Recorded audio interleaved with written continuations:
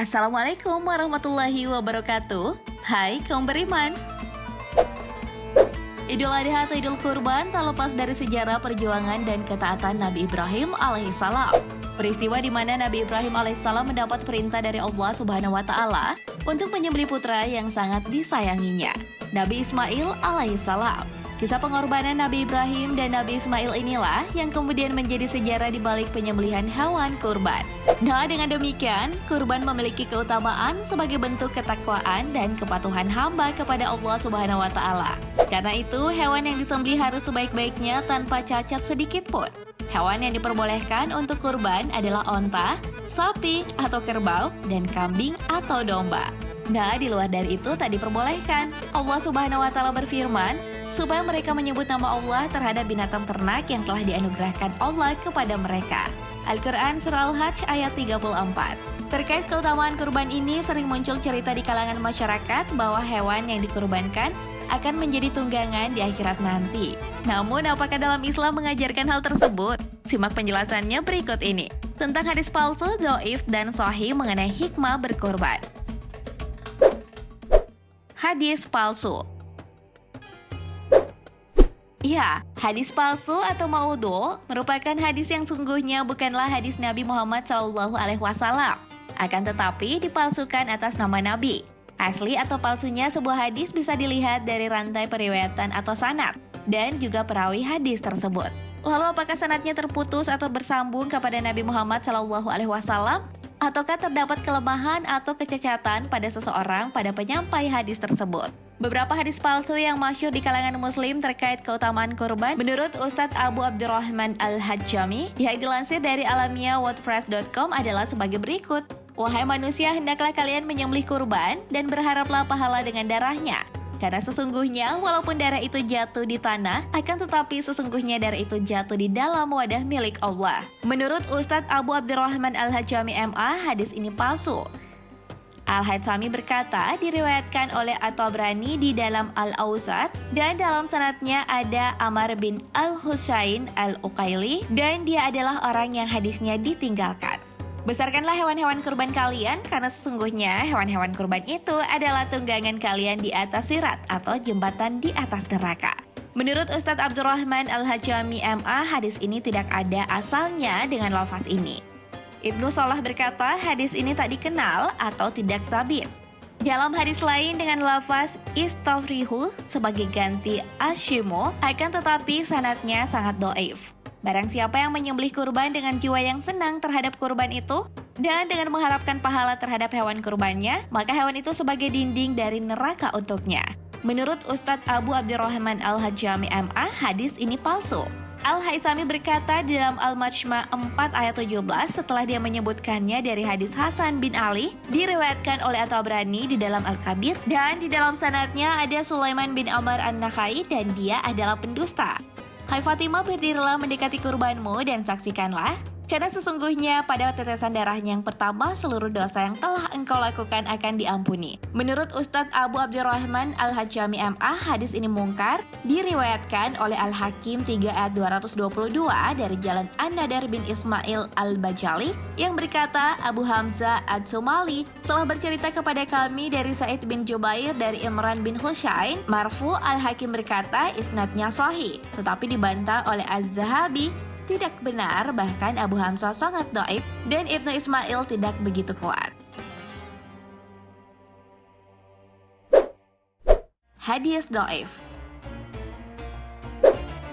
Hadis dhaif adalah kategori hadis yang tertolak dan tidak dapat dinyatakan kebenarannya berasal dari perkataan atau perbuatan Nabi Muhammad SAW. Menurut Imam Al-Baiquni, setiap hadis yang tingkatannya berada di bawah hadis hasan tidak memenuhi syarat sebagai hadis sahih maupun hasan, maka disebut hadis dhaif. Dilansir dari gomuslim.co.id, hadis dhaif terkait keutamaan berkurban sangat banyak beredar di kalangan muslim. Di antaranya adalah sebagai berikut. Sesungguhnya hewan kurban yang paling utama adalah yang paling mahal dan paling gemuk. Menurut para ulama, hadis ini dhaif karena perawinya yaitu Utsman bin Sauf Al-Juhaini yang meriwayatkan dari Abul Arsyad, majhul atau tak dikenal. Utsman ini manjul, tidak dikenal sebagaimana dinyatakan oleh Al-Hafiz di dalam At-Targhib. Tidaklah anak Adam pada hari ini, Hari Raya Adha, mengerjakan amalan yang lebih baik dari menumpahkan darah, yakni menyembelih kurban, kecuali menyambung persaudaraan. Menurut para ulama, hadis ini dhaif. Dalam sanad hadis ini terdapat Yahya bin Al-Hasan Al-Qashini dan Ismail bin Ayyashi yang tak diketahui keadaannya. Al-Albani berkata, maka jelaslah bahwa dia adalah Al-Hasan bin Yahya yang disebutkan oleh As-Sam'ani bahwa Al-Hafiz berkata, saduk atau jujur tetapi banyak salahnya.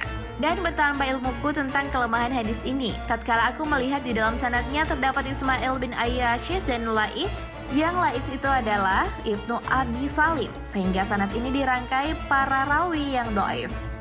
Tidaklah seorang manusia mengerjakan satu pekerjaan pada hari kurban yang lebih dicintai oleh Allah Subhanahu wa Ta'ala daripada menumpahkan darah menyembelih kurban. Sesungguhnya kurban itu akan datang pada hari kiamat dengan tanduk-tanduknya, bulu-bulunya, dan kuku-kukunya. Dan sesungguhnya darah itu berada di satu tempat di sisi Allah, sebelum maka baguskanlah nilainya.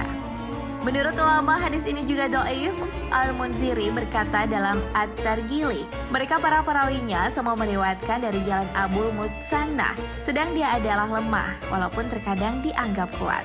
Kurban adalah sunnah Ibrahim bapak kalian. Mereka bertanya, apakah yang kami dapatkan padanya? Beliau menjawab, pada setiap helai rambut ada satu kebaikan. Mereka bertanya, bagaimana dengan buluh? Beliau menjawab, pada setiap helai rambut dari buluh ada satu kebaikan. Hadis ini dhaif menurut para ulama.